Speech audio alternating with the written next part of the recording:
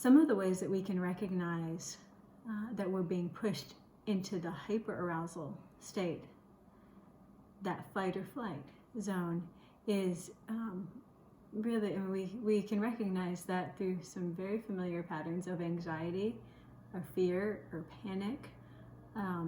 It can look like a hypervigilance. We can start having some digestive problems. We can have a restlessness.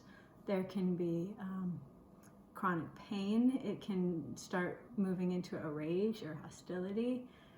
All of these different signals that I'm beginning to move higher into the high zone. And then if I'm being pushed out of the window into the low zone, into that freeze zone, that is more likely to look like a shutting down, whereas the high zone is like stuck on. The low zone is where I feel like I'm stuck on off, where I'm beginning to withdraw. I have maybe chronic fatigue, feel exhausted. There's some depression.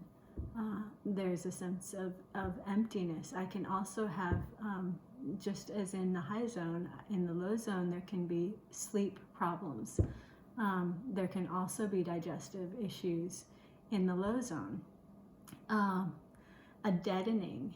All of these are signals of being pushed out of the calm zone, the window of tolerance.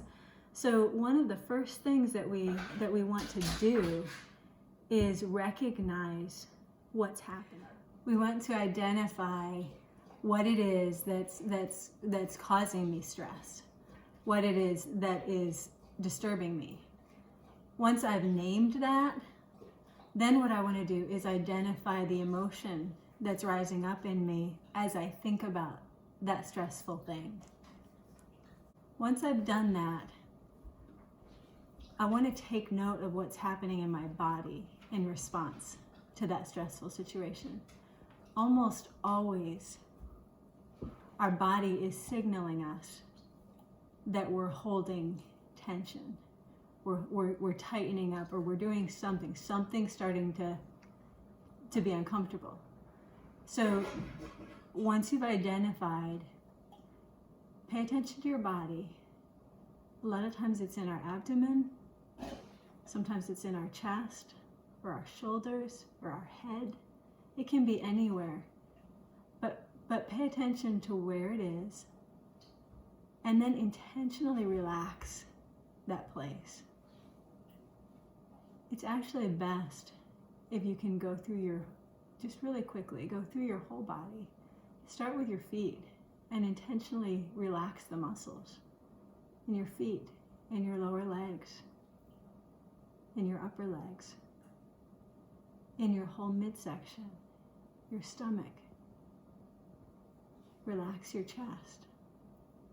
Relax your hands, your lower arms, your upper arms, your shoulders, your neck. Go through your head, your neck, your jaws. Release any tension in your jaws, your cheeks, in the top of your head, in the back of your head. Intentionally relax all the places that you're holding stiff. And then take in a deep breath. Breathe in, not just breathing, but intentionally calming through breathing, so that you're breathing in deep. And feel the expansion of your rib cage so that it's full. And hold it. And then slowly release it. Do that several times. Do that until you actually feel like you're back in your calm zone, so that you can make choices about what you want to do now in response to the stressful situation.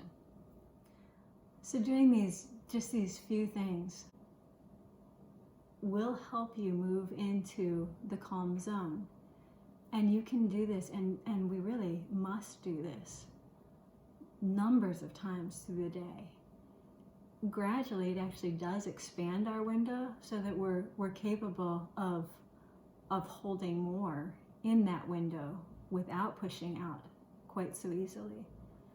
But certainly we can be doing it at set times in the day, or just as you begin to become aware that you're being signaled something's happening and I need to move back into the calm zone.